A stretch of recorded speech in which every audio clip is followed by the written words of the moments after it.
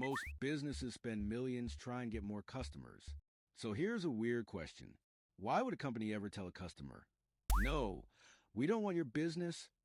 And I'm not talking about a company that can't keep up. Researchers have actually found that, under the right conditions, a company can be better off firing a customer, even a customer who's technically profitable. And once you understand why, you'll start seeing companies like Hermès, airlines, luxury brands, and even ordinary businesses completely differently. Because the real goal isn't to get as many customers as possible. It's to get the right customers. And the difference can be worth millions. That sounds almost backwards. We've been trained to think about business in a very simple sequence. More customers, more sales, more revenue, more profit. But there's a missing step between revenue and profit. And that missing step is where this entire story lives. Imagine two customers walk into the same business. They each spend $10,000. From the outside, they look identical. Same revenue, same sales figure, same contribution to the top line.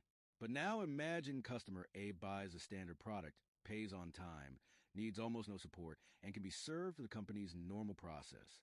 Customer B wants customized service. They require repeated support. Their orders are complicated. Their sales process takes longer. Their delivery requires special handling. And every time something goes wrong, someone inside the company has to spend more time fixing it. Suddenly, those two $10,000 customers aren't the same customer economically. One may be highly attractive. The other may be barely attractive or potentially unattractive altogether. That's why Harvard Business School's work on customer profitability argues that companies need to understand profitability at the individual customer level rather than looking only at aggregate sales or retention. The basic equation is surprisingly simple. Customer profit equals revenue minus the cost required to create, sell, deliver, and support that revenue.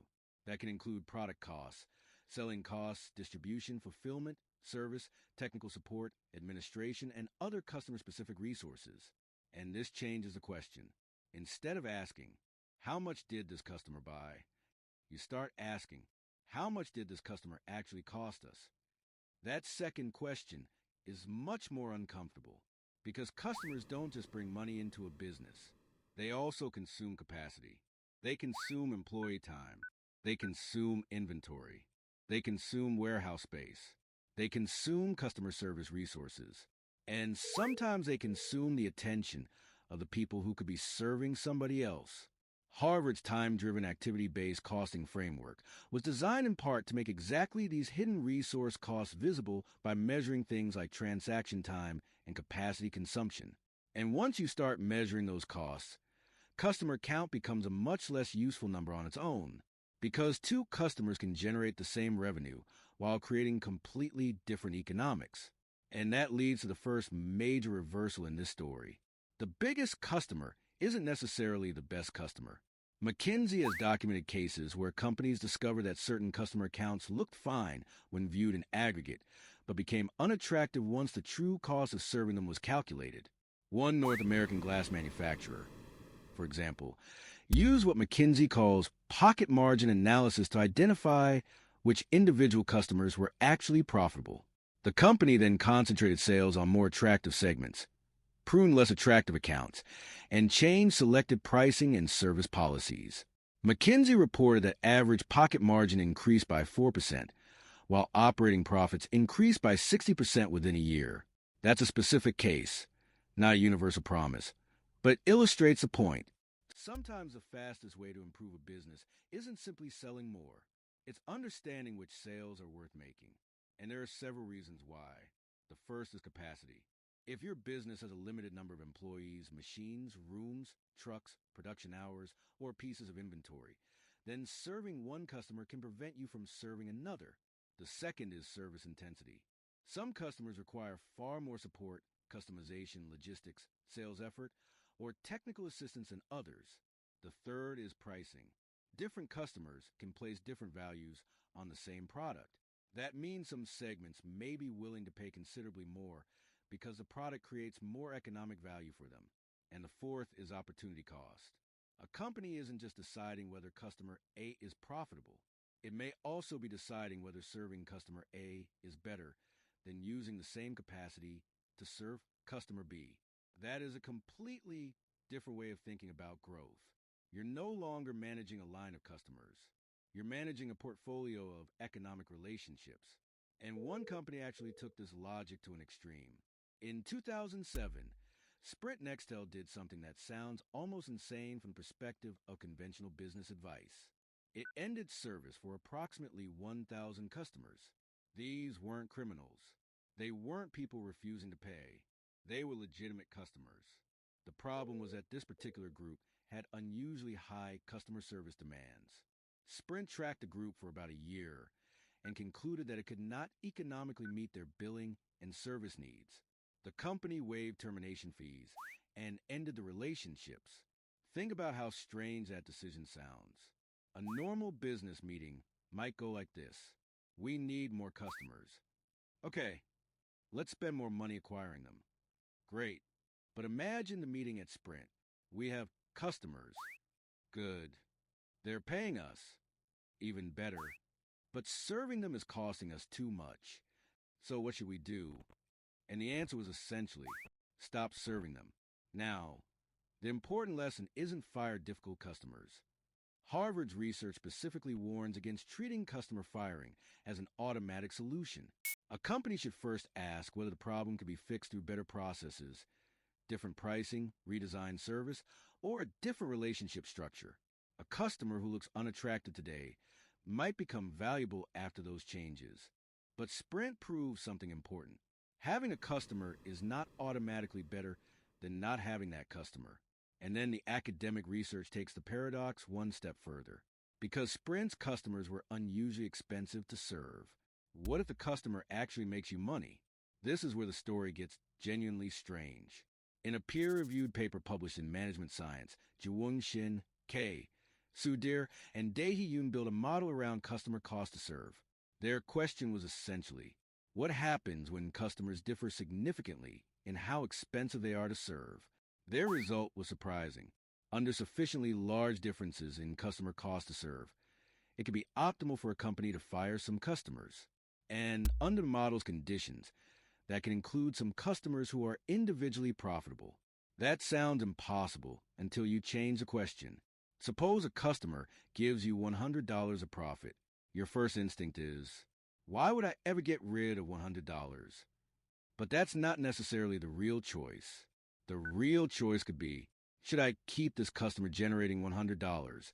Or should I use the same resources, capacity, and pricing opportunity to pursue a different customer who creates more attractive economics?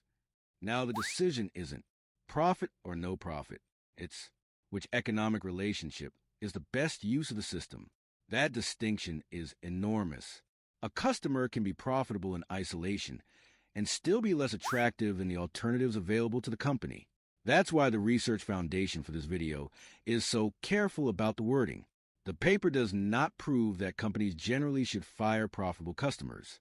It shows that, under specific model conditions, individual profitability is not enough to determine whether a customer is economically worth keeping. And once you understand that, something that looks completely different on the surface starts to make more sense. Luxury. Look at Hermès. It's easy to tell a simple story about a company like this. The products are expensive because they're scarce. They're desirable because they're exclusive. End of explanation. But the actual business model is more interesting. Hermès itself describes a strategy around 3 pillars, including creation, craftsmanship, and exclusive balanced distribution network. The company says its distribution is based mainly on directly operated stores and proprietary e-commerce, with each store offering a personalized selection.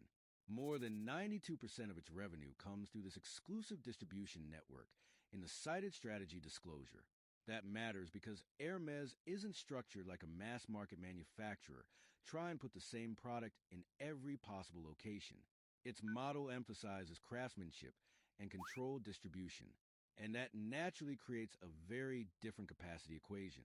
If production depends heavily on skilled craftsmanship, you can't necessarily respond to every increase in demand by simply flipping a switch and producing 10 times as much tomorrow. That's a reasonable economic inference from the company's craftsmanship-heavy model and its stated approach to production and distribution. Not a claim that Hermès has said, "We reject customers because we want to make more money." And the current numbers make the question even more interesting. In the first half of 2026, Hermès reported 8.163 billion euros in revenue and recurring operating profitability of 41%. Its recurring operating income was 3.351 billion euros, with adjusted free cash flow of 2.182 billion euros. So here's the puzzle. Why would a business producing numbers like that choose a tightly controlled distribution model rather than simply making its products available everywhere? Part of the answer is that the business isn't optimizing for maximum physical availability. It's operating within a system built around craftsmanship capacity, distribution control, pricing, and desirability. But here's where we need to be careful. It would be very easy to turn this into the usual luxury brand explanation.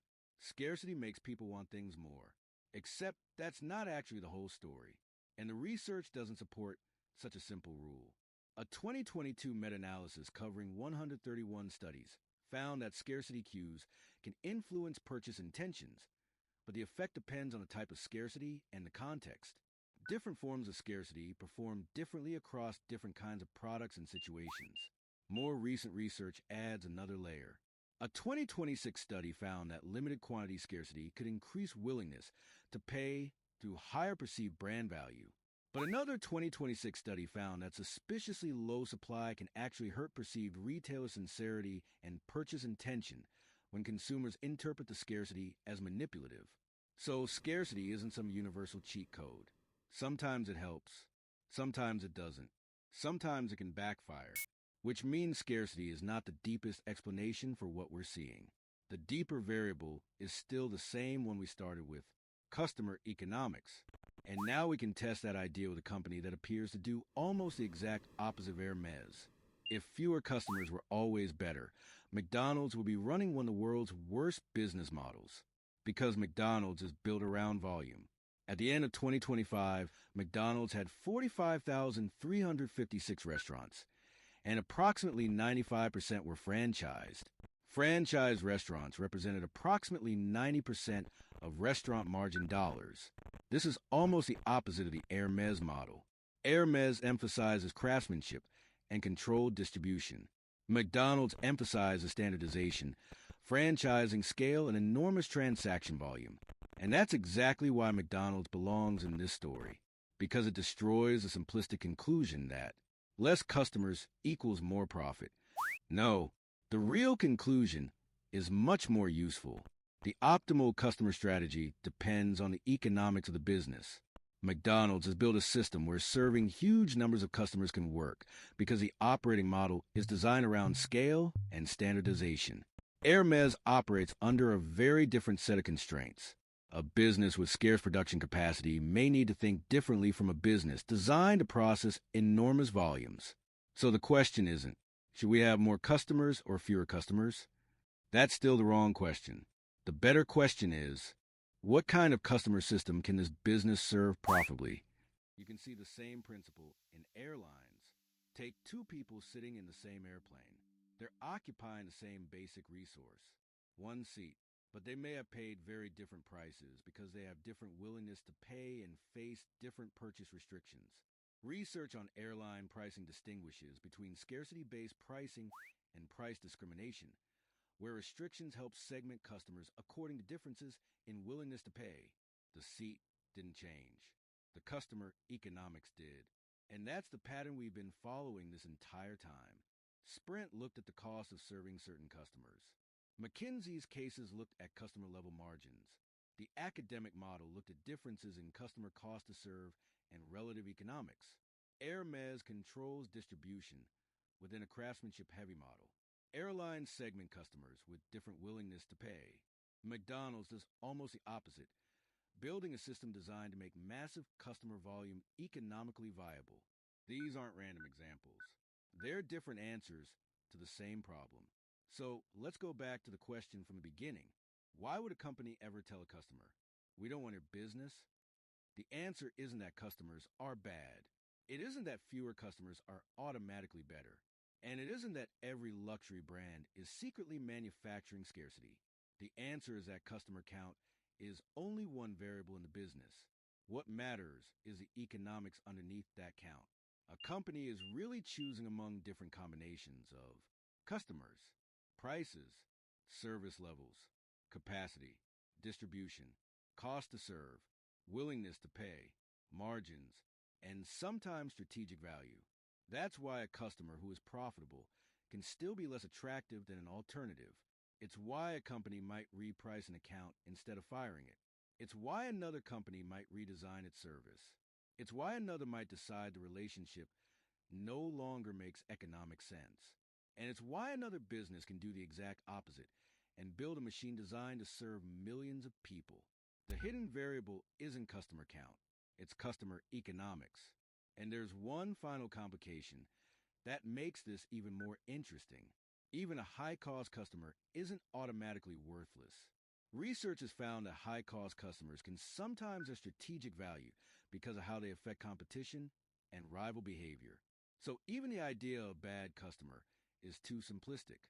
The goal isn't to classify people as good customers or bad customers. The goal is to understand the system. For decades, one of the easiest ways to describe business growth was get more customers. And there's nothing wrong with that. If your business has the capacity, the pricing, the service model, and the margins to make additional customers valuable, then more customers can be exactly what you want. That's McDonald's. But sometimes adding customers creates additional costs. Sometimes it consumes scarce capacity. Sometimes it requires discounts. Sometimes it increases service intensity. Sometimes it prevents the company from serving a more valuable customer. And in rare cases, the economics can become so unfavorable that ending the relationship is better. That's Sprint. And under specific theoretical conditions, the economics can become even stranger. A customer can be profitable and still not be worth keeping. That's the management science result. And Hermès shows what this principle can look like when a business is built around craftsmanship and controlled distribution rather than mass market availability. The point isn't that these companies all use the same strategy. They don't. The point is that they're all solving the same underlying problem. How do you build a customer base whose economics actually work? So the next time you see a waiting list, a high price, a limited distribution network, a customer being repriced, or a company seemingly making it harder to buy, don't immediately assume the answer is scarcity. Ask a better question. What does this customer cost to serve? What capacity does this customer consume? What is this customer willing to pay? What alternative customer could use those resources? And most importantly, is the company optimizing for more customers or better economics per customer? Because that is the real lesson. The best businesses don't necessarily maximize the number of people they can serve. They design a system that makes the customers they choose to serve economically valuable. Sometimes that means getting more customers. Sometimes it means charging them differently. Sometimes it means changing the service. And in rare cases, it means letting some customers go. So the goal isn't maximum customers. It's the right customer economics. And once you see business that way, go away stops looking like the opposite of growth. Sometimes it's the result of understanding what growth is actually worth.